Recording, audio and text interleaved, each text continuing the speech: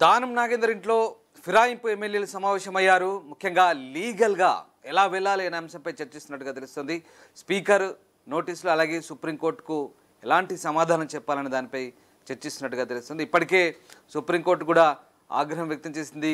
మరోవైపు ఇటు అసెంబ్లీ సెక్రటరీకి అటు సుప్రీంకోర్టుకు ఏ రకమైనటువంటి లీగల్ ఆస్పెక్ట్స్లో వెళ్ళాలి, ఏ రకంగా అప్రోచ్ అవ్వాలనే అంశంపై కూడా ఎమ్మెల్యేలు చర్చిస్తున్నట్టుగా తెలుస్తుంది. ఈ భేటీకి ప్రభుత్వ సలహాదారు వేం నరేందర్ రెడ్డి కూడా హాజరైనట్టుగా తెలుస్తోంది.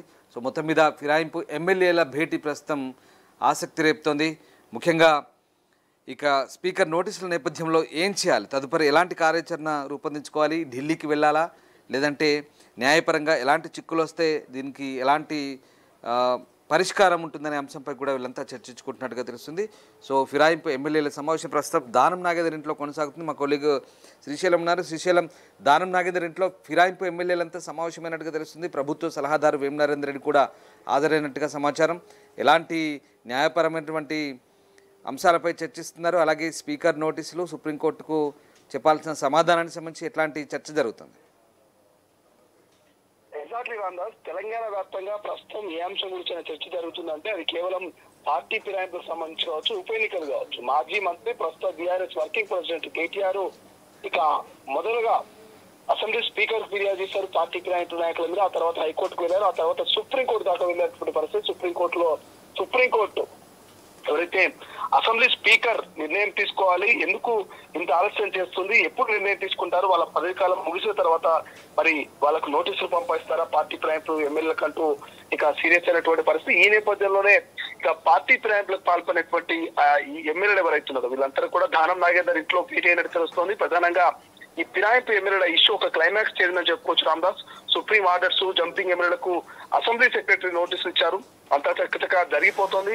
ఇక సిచ్యువేషన్ గమనిస్తున్నటువంటి గులాబీ పార్టీ, కాంగ్రెస్ కూటమికి చేరినటువంటి 10 మంది బీఆర్ఎస్ శాసనసభ్యుల పైన వేటుపడడం ఖాయమంటూ నమ్మకంతో ఉన్నట్టుగా తెలుస్తుంది రామ్దాస్. నిన్న నోటీసులు ఇచ్చిన నేపథ్యంలో జంపింగ్ ఎమ్మెల్యేలంతా కూడా ఇవాళ దానం నాగేందర్ ఇంట్లో భేటీ అయ్యారు. స్పీకర్ నోటీసులు, సుప్రీం కామెంట్స్, ఈ నేపథ్యంలో ముందుకు ఎలా వెళ్లాలన్నటువంటి అంశం మీద జంపింగ్ ఎమ్మెల్యేలతో పాటు ప్రభుత్వ సలహాదారులు వేం నరేందర్ రెడ్డి భేటీ కావడం ఈ యొక్క అంశానికి ప్రాధాన్యతను సంతరించుకుంది. మరోవైపు ఎన్నికలకు సిద్ధంగా ఉండాలంటూ క్యాడర్ కు పిలుపునిచ్చినటువంటి బీఆర్ఎస్ వర్కింగ్ ప్రెసిడెంట్ కేటీఆర్ సుప్రీంలో విచారణ తెల్లారే ఫిరాయింపు ఎమ్మెల్యేలకు నోటీసులు ఇవ్వడము, ఈ అంతా ఎపిసోడ్ చూస్తా ఉంటే మాత్రం ఖచ్చితంగా తెలంగాణలో ఉప ఎన్నికలు వచ్చే అవకాశం ఉందేమో అనేటువంటి ప్రచారం జరుగుతుంది. ఇక ఈ నెల 10న సుప్రీంకోర్టు ఇచ్చేటువంటి తీర్పుతో మరింత క్లారిటీ రానుంది రామ్దాస్.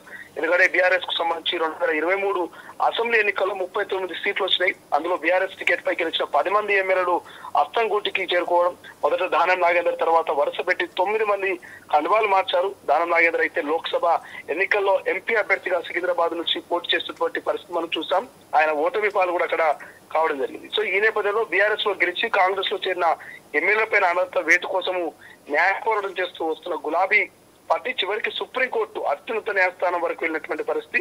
సో ఒక రకంగా చెప్పాలంటే ఒకవేళ వేటు కనుక పడితే మాత్రం మొదటగా దానం నాగేందర్ మీద అనర్హత వేటు పడుతుంది. ఆ తర్వాత మిగిలిన 9 మంది ఎమ్మెల్యేల మీద పడేటువంటి అవకాశం ఉందంటే ఇప్పటికే చర్చ కొనసాగిస్తుంది. కాబట్టి సో గులాబీ నేతలు అయితే 10 స్థానాలు ఉప ఎన్నికలు ఖాయమంటున్నారు. ఒకవేళ బీఆర్ఎస్ వర్కింగ్ ప్రెసిడెంట్ కేటీఆర్ అయితే బైపోల్స్ కు సిద్ధంగా ఉండాలంటూ క్యాడర్ కు, లీడర్ కు ఇప్పటికే పిలుపునిచ్చారు. కాబట్టి సో కేసీఆర్ కూడా ఉప ఎన్నికలు ఖాయమంటూ డిసైడ్ అయ్యారు. కాబట్టి అందుకే త్వరలో ప్రజాక్షేత్రంలోకి రావాలంటూ కేసీఆర్ భావిస్తున్నట్టుగా ప్రచారం జరుగుతుంది. ఇక ఈ నెలాఖరులో బహిరంగ సభకు కూడా ప్లాన్ చేస్తా ఉన్నారు అందరూ. దాదాపు 5 లక్షల మందితో కేసీఆర్ భారీ బహిరంగ సభను ప్లాన్ చేస్తున్నారు. ఇదే విషయాన్ని జహీరాబాద్ కార్యకర్తల భేటీలో చెప్పారు గులాబీ బాస్ కేసీఆర్. ఇప్పుడు ఆయన పరిస్థితుల్లో ఎన్నికలు వస్తే, ఇప్పుడున్నటువంటి రాజకీయ పరిస్థితుల్లో కనుక ఎన్నికలు వస్తే ఫలితాలు తమకు అనుకూలంగా ఉంటాయంటూ గులాబీ నేతలు అంచనా వేసుకుంటున్నారు. బైపోల్స్ కు సై అన్నట్టుగా ఇక ఇరు పార్టీలు ఉన్నట్టు తెలుస్తోంది. గత ఉప ఎన్నికల్లో వచ్చినప్పుడు తాము గెలిచిన పరిస్థితులను అటు టీఆర్ఎస్ గుర్తు చేసుకున్నటువంటి పరిస్థితి మనకు కనిపిస్తుంది అందరూ. బట్ ఓవరాల్ గా ఇవాళ పార్టీ ఫిరాయింపు ఎమ్మెల్యేలంతా కూడా మరి దానం నాగేందర్ ఇంట్లో వేం నరేందర్ రెడ్డి అధ్యక్షన, వేం నరేందర్ రెడ్డి ఆధ్వర్యంలో వీళ్ళంతా భేటీ అయ్యి భవిష్యత్ కార్యాచరణకు సంబంధించి కావచ్చు, లీగల్ ఒపీనియన్స్ కావచ్చు, డిస్కషన్ కావచ్చు, కొంత చర్చనీయాంశంగా మారింది రామ్దాస్. కొంత భయాందోళనకు గురవుతున్నారా పార్టీ ఫిరాయింపు ఎమ్మెల్యేలు అనేటువంటి క్వశ్చన్ మార్కు ఇప్పుడు కనిపిస్తుంది. Right, yes. ఫిరాయింపు ఎమ్మెల్యేలంతా ఢిల్లీకి వెళ్ళే ఆలోచనలో ఉన్నారంటే అవుననే అనిపిస్తోంది. లీగల్గా ఎలాంటి సమస్యలు ఎదురవుతాయి, వాటిని ఎలా ఎదుర్కోవాలనే అంశంపై దానం నాగేందర్ ఇంట్లో భేటీ అయ్యారు. ప్రభుత్వ సలహాదారు వేం నరేందర్ రెడ్డి కూడా హాజరయ్యారు.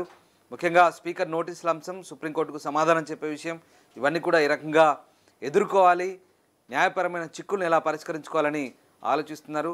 లీగల్ ఎక్స్పర్ట్స్ ఒపీనియన్స్ కూడా తీసుకుంటున్నట్టుగా తెలుస్తోంది. బహుశా వాళ్ళు కూడా హాజరై ఉండొచ్చు.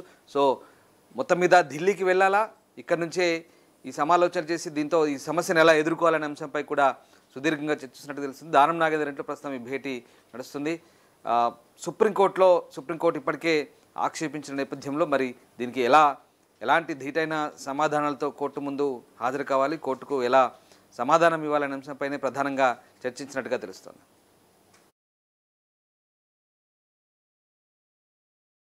ప్రపంచంలో ఏ మూల ఏ క్షణం ఏం జరుగుతుందో వేగంగా తెలుసుకోవడానికి తొలి వెలుగు వాట్సాప్ ఛానల్ని ఫాలో చేయండి.